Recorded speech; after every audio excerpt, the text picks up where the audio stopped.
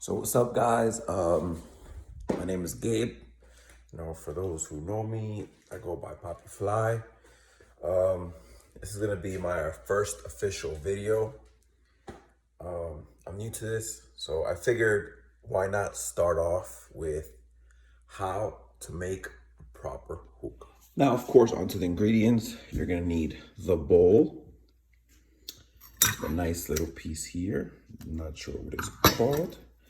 Here you have what I would love to call the taza, or in English, taza. Then you have the flavor. I actually over-exaggerated and bought a kilo. Here I have the cutting board. When you buy the kilo, they come in sort of chunks. So you just gotta chop it up. Aluminum foil, charcoal. I personally love to use 3 Kings. Nice little torch and tongs. And if you want to get fancy, you have their starter. And of course, your tips, so nobody else's mouth can go on the thing. And a hose. Start off by adding water. I'm gonna say 1/4 of the glass. I kind of definitely put too much. Right about there, looks right. That's probably actually a tad bit too much. Right there seems about right. Then now you're gonna put this piece inside here. Boom. As so. Always make sure there is a rubber. That's what keeps it sealed. Okay, so now before we put the flavor in the taza, we're gonna take some flavor.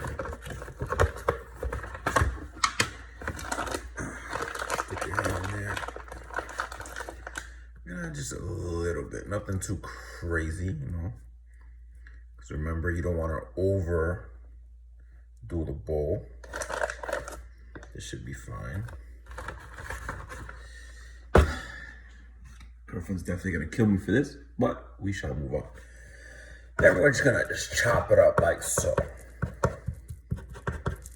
Like if you were cutting some tomatoes, some onions. Just chop it up, chop it up, chop it up. For those who buy the smaller ones, they probably already come a little, chopped up. So, disregard this part. But if you want maximum flavor, this is the way to go. Boom. Okay, so once it's chopped up, you grab them all. You grab your magic taza. You come, boom, you sprinkle it as so. Ba-ba. You're gonna hit them with the little sorbet. Okay, boom, boom. Spread out your flavor. Now, here's the important part. You have to, and I repeat, have to stick your finger in there and just make a hole in there. So now we have some intake air going in from the bottom. Top. Now, sometimes a little shisha gets stuck in there. Me personally, I have a little personal tool. I stick the screwdriver in there.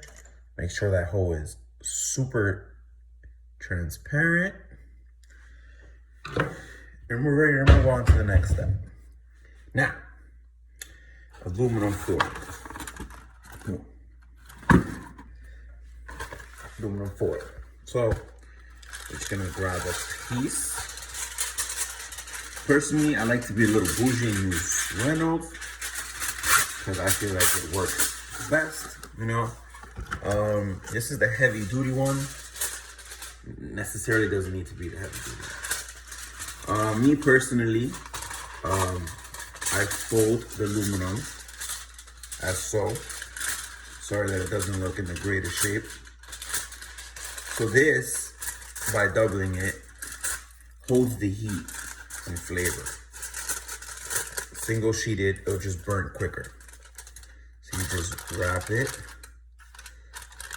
Presentation is really key. At first, it's all about, yeah, I'm smoking hookah, blah. But when you pull up to your friend's house, you want to finesse. You want to show these dudes, these people, that you're clean. It's as clean, it's gonna smoke as clean as it looks. So now you have to puncture holes. Me personally, I don't have a hole puncher, so I usually just, have my go-to earring. So just, make a pattern all around in circles.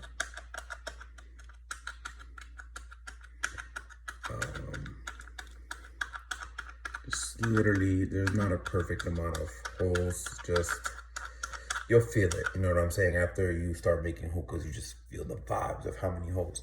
So it has to look something sort of like this. Doesn't specifically have to look like this, but this will work. Now, for those who use your earrings, please make sure you clean it before you put it in your ear, because you do not want to catch an infection. Now, moving on. Now we have the tassa ready. So now we have to get charcoal. But before you get the charcoal, don't get too excited. Make sure you wipe down this, because this is where we will place the charcoal to heat up.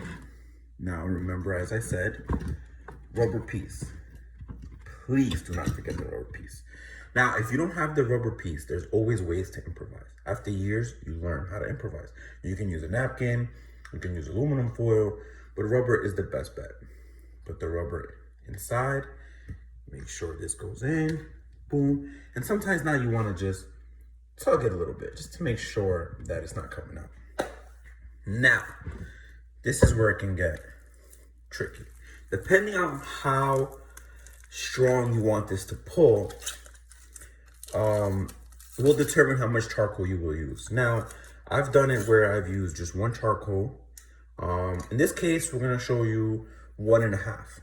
So there's two sizes of charcoal, these and a bit smaller ones. If you're using a bit smaller ones, I would recommend 2. But if you're using this, I definitely recommend 1.5. Now, we're gonna have to cut this charcoal in half, as so. Just make a little engraving, dust it off, boom, snap, just like that. So now I use this to place my charcoals in place. Now you're gonna grab a torch. You can honestly use a stove as well, but I like my hookahs to go, so therefore I kind of just use the torch. It's more convenient for me, and you just light it up. So the charcoals will be sparking, and you just give it a second, let the charcoals, heat up and whatnot. Okay. So now that the charcoals are heated up, I'm gonna show you guys exactly what it should look like. It should be like this. Now, to do like an ultimate test, you blow on it, make sure it's all red. Now, I personally like to put this face down, only because it has a groove and it has room for air to flow through. If you put it this way, it will not make full contact. So you put one charcoal on top, like so. The other half, make sure. Boom, as such. Here you have a beautiful display, 1.5 charcoals. And now moving on. Now, there are millions of hoses. Moving on. So, right. So this one is suede. I like to get fancy. You know what I'm saying? Suede. So, insert. But before, make sure there's also a rubber here. This is what seals the air from coming in. Grab your tip. Pause. And now some of you, wondering, where can I get a hookah starter? You can definitely get a hookah starter. Any local spot, they'll have it. This saves you from pulling and pulling and pulling until the charcoals completely heat up. So, if you have this is definitely a great way to start a hookah. So this way it sucks in air and this one it releases. So you just wait, let it do its thing while the charcoals heat up. And as you guys can see, you'll see smoke. That means your hookah's ready to go. Now, you enjoy.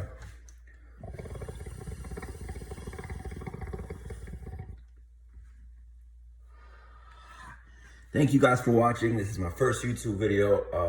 I figured I'd start off with hookah stuff, since, you know, that's all I really do, other than cars, obviously. So just subscribe. Thank you for